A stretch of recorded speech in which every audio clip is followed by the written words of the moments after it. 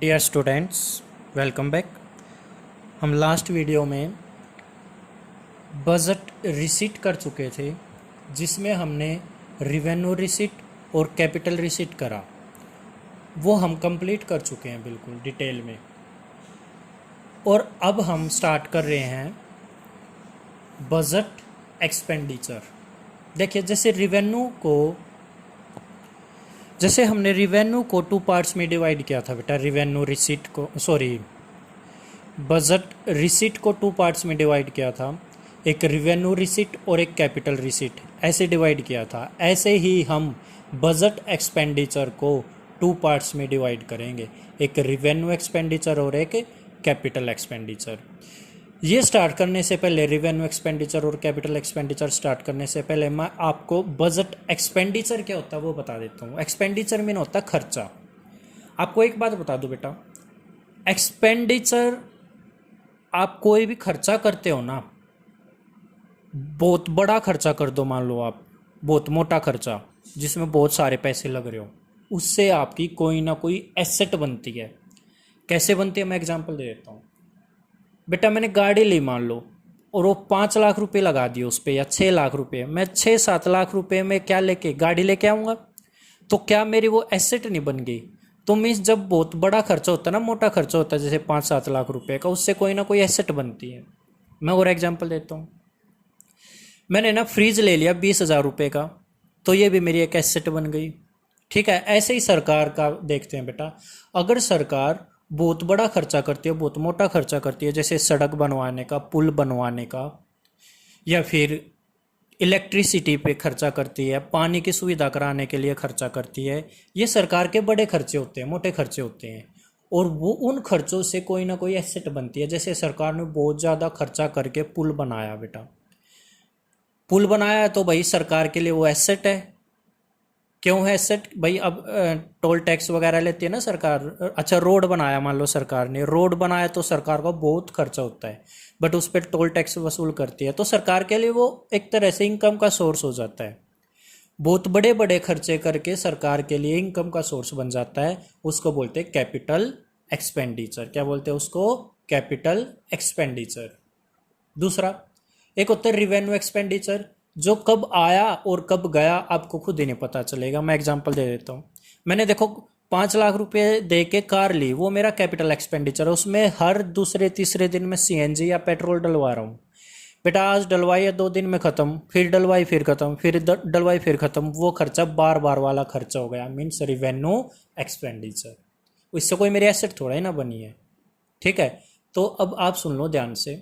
वो खर्चा जिससे कोई एसेट क्रिएट हो वो होता है कैपिटल एक्सपेंडिचर, और जो आया गया आया गया आया गया वो खर्चा होता है रिवेन्यू एक्सपेंडिचर, मीन्स जो खर्चा बार बार करना पड़े। और एग्जांपल दे देता हूँ। सरकार बुढ़ापे जो ओल्ड एज पेंशन देती है, जो बूढ़े लोग होते हैं उनको पेंशन देती है, पैसे देती है। सरकार एक बार दे के टेंशन फ्री हो जाती है कि अब नहीं देनी बेटा, ये तो हर महीने देना पड़ता है सरकार को। तो ये सरकार के लिए कौन सा खर्चा हो गया? बार बार वाला रिवेन्यू एक्सपेंडिचर। सरकारी नौकरी जो करते हैं उनको सैलरी मिलती है, तो सरकार उनको बार बार वो सैलरी पे करती रहती है, हर महीने पे करती है, हर महीने पे करती है। तो वो भी कौन सा एक्सपेंडिचर हो गया? Revenue expenditure. मान लो सरकार ने पैसे ले रखे उधारे आरबीआई से या वर्ल्ड बैंक से, कहीं से भी, तो उस पर ब्याज देती है हर महीने, तो वो ब्याज भी हर बार जाएगा, बार बार जाएगा, तो वो भी कौन सा खर्च हो जाएगा? Revenue expenditure. ठीक है। सब्सिडी देती है सरकार, बार बार देती है सब्सिडी भी। जैसे कि बीपीएल कार्ड बन जाता है बेटा, उनको ना बहुत कम रेट पे अनाज मिल जाता है खाने के लिए, तो ये खर्चा बार बार होता है सरकार का, वो भी रिवेन्यू हो जाएगा। तो कहने का मतलब वो खर्चा जो बहुत बड़ा अमाउंट का हो, या वो ऐसे जो खर्चा एसेट क्रिएट कर रहा हो, वो होता है कैपिटल एक्सपेंडिचर।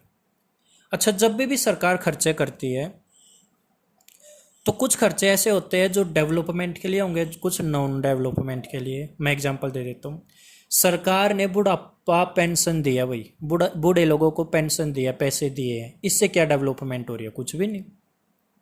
सरकार ने इंटरेस्ट ले रखा था और उस पर ब्याज दिया है, इससे सरकार की क्या डेवलपमेंट हो रही है? कुछ भी नहीं, बल्कि ब्याज और देना पड़ रहा है। तो ये नॉन डेवलपमेंट एक्सपेंडिचर हो गई।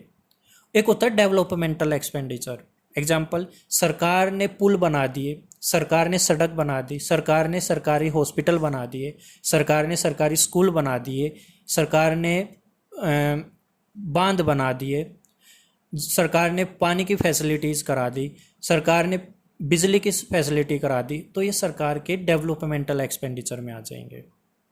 और एक ऐसे एक्सपेंडिचर होते हैं जो सरकार पहले से प्लान करके रखती है कि भाई हमने इस चीज़ पर इतना खर्चा करना है, एग्रीकल्चर सेक्टर पे इतना खर्चा करना है, इलेक्ट्रिसिटी सेक्टर पे इतना खर्चा करना है, रोडवेज पे इतना खर्चा करना है, ये सारा प्री डिसाइडेड होता है, इसको बोलते हैं प्लान्ड एक्सपेंडिचर।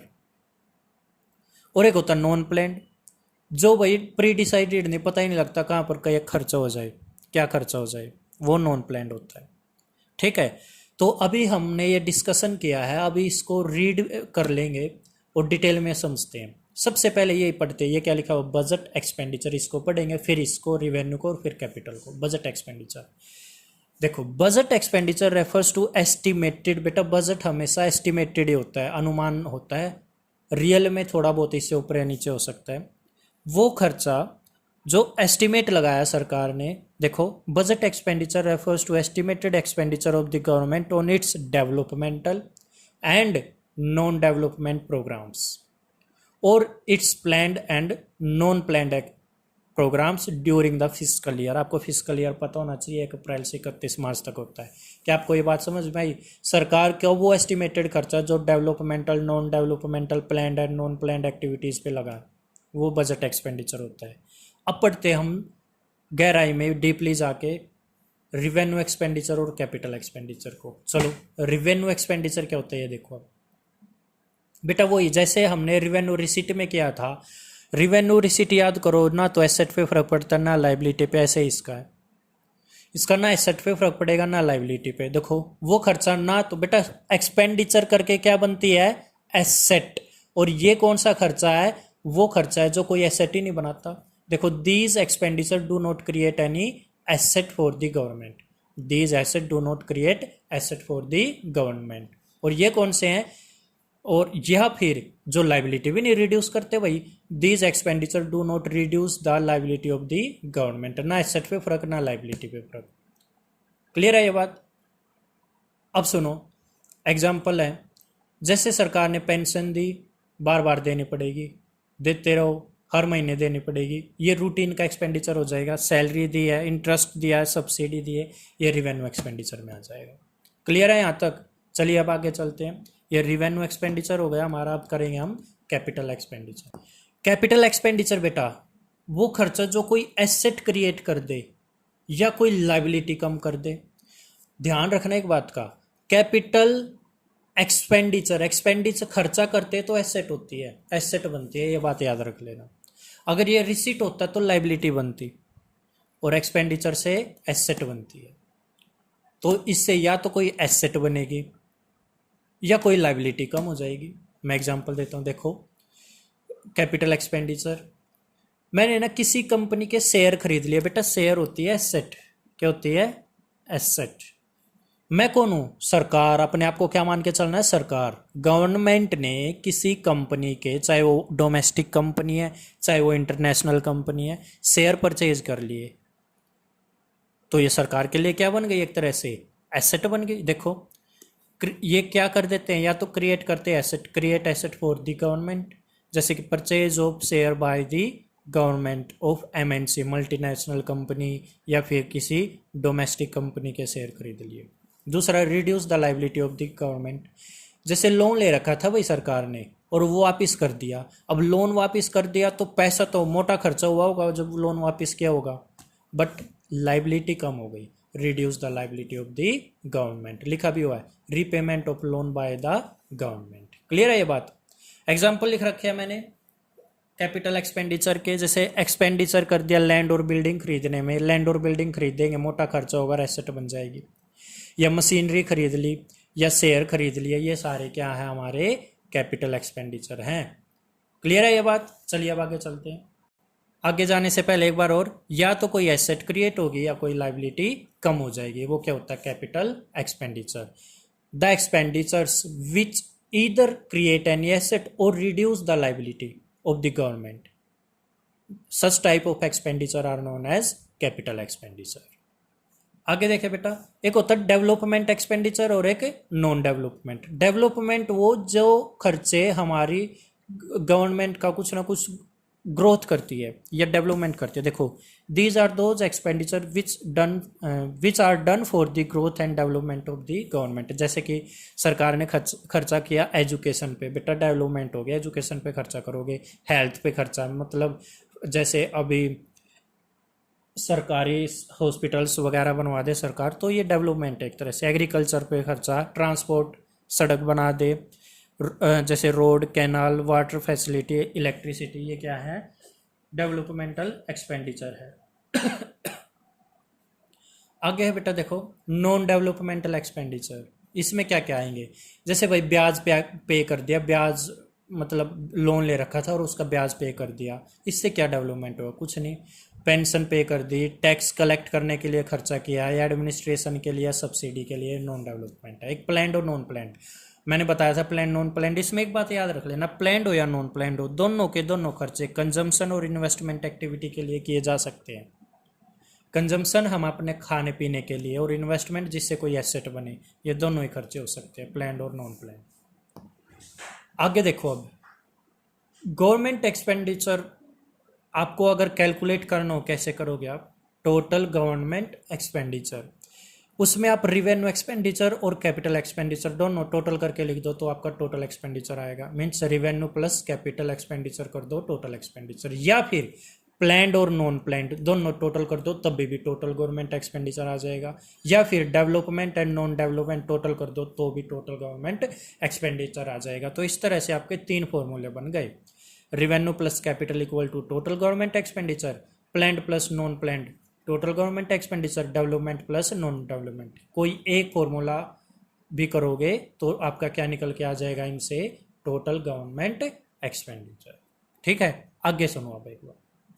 आपके एमसीक्यू आएंगे तो आपको ये तीनों फॉर्मूले लिख देंगे कि भाई total government expenditure is equal to, option A revenue plus capital expenditure, option B planned plus non planned, और option C development plus non development, option D all of the above या नन ऑफ द अबोव।